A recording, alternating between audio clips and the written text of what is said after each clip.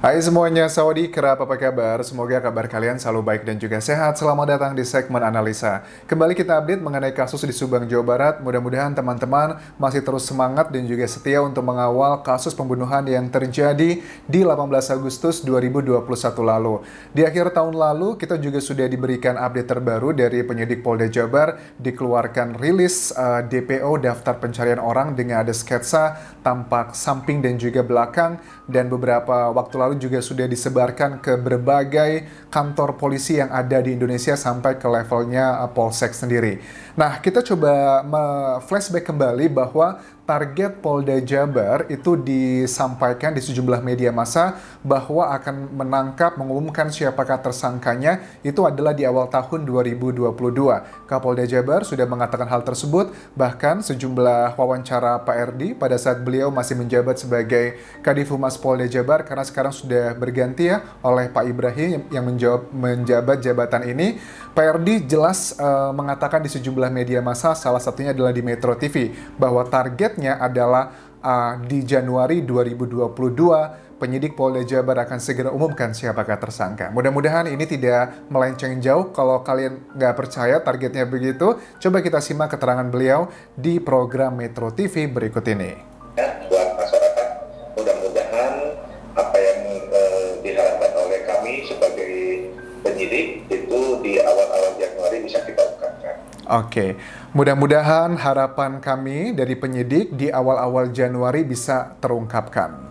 Baik, atau Pak Erdi? Oke, ini kan sekarang aku buat video di tanggal 31 Januari 2022. Well, yang namanya target, aku sih secara psikologi gitu, pada saat tim penyidik pada saat itu diwakili oleh Pak Erdi, karena beliau adalah Kadif Humasnya pada saat itu sebelum berganti ke Pak Ibrahim ya untuk saat ini, aku melihat aroma yang optimis ya dari Polda Jabar bahwa ini akan segera terungkap. Dan ini adalah hal yang positif menurut aku, karena kalau seorang Kadif Humas pada saat menyampaikan sesuatu hal tidak berlandaskan sesuatu hal yang kuat, menurut aku juga itu sangatlah tidak mungkin gitu. Pasti pada saat Pak Erdi menyatakan hal tersebut bahwa di awal Januari 2022 akan segera terungkap, karena memang ada beberapa data yang sudah sangat krusial dan juga sudah sangat mengarah ke para pelakunya. Tapi kalau sampai sekarang masih belum terungkap siapa pelakunya, ya, kita nggak tahu, karena kalau dari Kapolda Jabar sendiri pada saat akhir tahun lalu juga mengatakan bahwa di awal tahun 2022 semoga bisa segera menangkap. Tapi kan seperti aku bilang di video sebelumnya bahwa apakah awal tahun ini di bulan Januari, apakah bulan Februari atau Maret? Karena menurut aku 3 bulan ini masih subjektif, masih bisa dikategorikan sebagai awal tahun baru 2022. Well, tapi paling nggak dari sini kita bisa mendapatkan kayak aroma optimisme lah dari penyidik di Polda Jabar sendiri. Itu adalah bagian pertama. Nah, kemudian pada saat aku melihat wawancara dengan Profesor Adrianus ya, seorang ahli di bidang pakar kriminolog di Universitas Indonesia, ada sebuah pernyataan yang sangat menarik untuk kita bahas pada saat di program Aiman, mengenai apakah pelakunya ini profesional ataukah bukan orang profesional. Bahwa orang yang terencana tidak perlu profesional. Orang yang terencana tidak perlu profesional. Tapi orang yang profesional pasti terencana kan? Nah, Orang yang profesional sudah pasti terencana. Jadi dengan melihat jejak dari kasus pembunuhan di Subang ini, tidak sedikit orang yang berpikir bahwa ini adalah pelakunya orang yang profesional. Tapi bukan berarti kok melakukan eksekusi pembunuhan seperti ini yang cukup bersih kita melihatnya, karena sudah hampir 6 bulan masih terlihat kesulitan tim penyidik. Ini tidak bisa dianggap bahwa para pelakunya tidak merencanakan. Seperti Prof. Adrianus bilang bahwa orang yang profesional sudah pasti terencana, tapi orang yang terencana belum tentu profesional. Dan yang pasti minimal adalah dengan kasus ini aku menangkapnya sangatlah terencana sekali. Terencananya kita bisa melihat jejak-jejaknya sudah dibersihkan, kemudian juga bahkan sampai beberapa hal yang sangat sedikit orang tahu menurut aku bahwa tentang jejak BTS, di mana aku nggak bisa menemukan data-data yang mengatakan bahwa ada jejak BTS di jam jam tersebut mendekati waktu kematian di tanggal 18 Agustus 2021, ternyata kan dari hasil tim penyelidik yang diturunkan dari Mabes Polri tidak menemukan handphone lain selain milik dari kedua korban yang aktif di lokasi tersebut. Itu juga menunjukkan preparation-nya luar biasa para pelaku, eksekutor, dan juga dalang ataupun juga orang yang membantu. Nah, berbicara mengenai orang yang membantu juga, keterangan dari PRD pada saat tahun lalu juga mengatakan bahwa kemungkinan besar yang mengangkat kedua korban dari kamar mandi menuju ke mobil Alphard hitam di mana kedua jenazah ditemukan di sana itu lebih dari satu orang. Ini adalah keterangan dari PRD. Coba kita simak berikut ini. Kejadian ya, itu ada beberapa orang yang berperan ya dalam memindahkan kedua mayat tersebut ke dalam mobil. Artinya kemungkinan besar lebih dari satu orang. Nah, ada beberapa orang yang berperan. Nah, menurut aku peranannya ini adalah orang yang membersihkan kedua korban, Ibu Tuti dan juga Amel. Mungkin saja mereka bukanlah bukanlah pelakunya, tapi adalah kategorinya peranannya adalah sebagai orang yang membantu. Mungkin aja bahwa orang-orang tersebut adalah bukan yang mengeksekusi, tapi mereka hanya bertugas membersihkan jejak-jejak dari para pelaku pada saat melakukan eksekusinya. Dan orang yang membantu itu juga adalah yang mengangkat ataupun juga menyeret kedua korban dari kamar mandi menuju ke bagasi Alphard hitam tersebut. Makanya kan dari awal kasus ini muncul agak sangat kecil kemungkinan bahwa kasus ini adalah sebuah kasus yang ada kan beberapa teori konspirasi yang bilang salah satunya adalah ini tuh karena diawali dengan percekcokan, tidak terencanakan, langsung terjadi eksekusi, kemudian dibantu dengan orang. Ini menurut aku ada kemungkinan ke sana, tapi sangat kecil sekali karena melihat dari bersihnya mereka melakukan eksekusinya, menurut aku memang dari awal aku lebih cenderung dengan menurut pendapat aku adalah bukan tentang yang tiba-tiba terjadi kasus ini, tapi memang sudah direncanakan dari awal mereka akan dihabisi, mereka sudah membagi perannya masing-masing, kamu tugasnya yang eksekusi, kamu tugasnya yang membersihkan, kamu tugasnya yang membersihkan kedua jenazah, membersihkan jejak-jejak sidik jari, ataupun juga yang lainnya. Nah, ini juga hal yang tidak bisa kita tutup mata bahwa ada beberapa hal yang terlalu bersih ya. Kalau aku melihat, aku sempat lihat foto-foto dari kedua korban, ada sejumlah orang yang mengirimi lewat Instagramku, dan aku tanya juga dengan beberapa orang yang aku bilang cukup ahli di bidang ini, bukan tim penyidik yang selama ini menangani kasus ini, tapi adalah teman-temanku di luar negeri yang merupakan kolega aku sendiri, dan mereka menilai bahwa saat mereka membersihkan kedua korban itu sepertinya ada kasih sayang gitu. Maksudnya kasih sayang apa?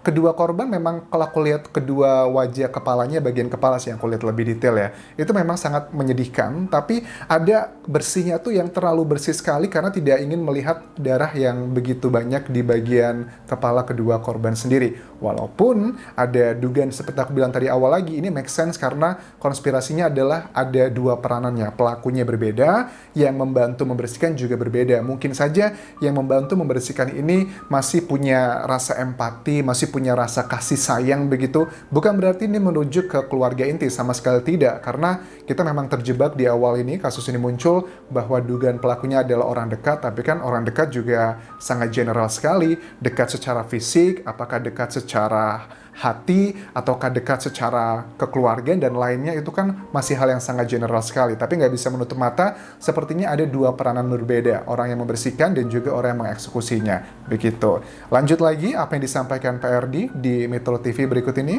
Ini kita memang mencari kesesuaian ya selama ini. Kebetulan ada... Oke. Di sini adalah PRD sedang menjelaskan pertanyaan dari reporter atau presenter di sini bahwa kenapa baru setelah 4 bulan tim penyidik mengeluarkan sketsa wajah samping dan juga belakang tersebut. Beberapa saksi yang melihat, mengetahui, karena kita ketahui bersama ya ketika kejadian tersebut kan itu terjadi dini hari. Nah, jadi kita rencana. Intinya adalah jawaban dari PRD, kenapa kok baru 4 bulan begitu? Prosesnya kok lama sekali hanya untuk mengeluarkan sketsa samping dan juga belakang dari sosok yang sudah kita ketahui tersebut. Dan apakah ada bagian depan si saksi potensial tersebut melihat pelakunya, Pak RD mengatakan tidak ada, hanya dari samping dan juga belakang saja. Jadi ini linear dengan salah satu saksi yang sudah berbicara di channel salah satu YouTuber yang mengatakan bahwa dia ini melihat orang yang mengendarai kendaraan Alphard hitam tersebut kan dari samping, belakang, dan juga samping kiri atau kanan, dan juga belakang ya, si sopir angkutan tersebut yang sudah sering kita bahas juga.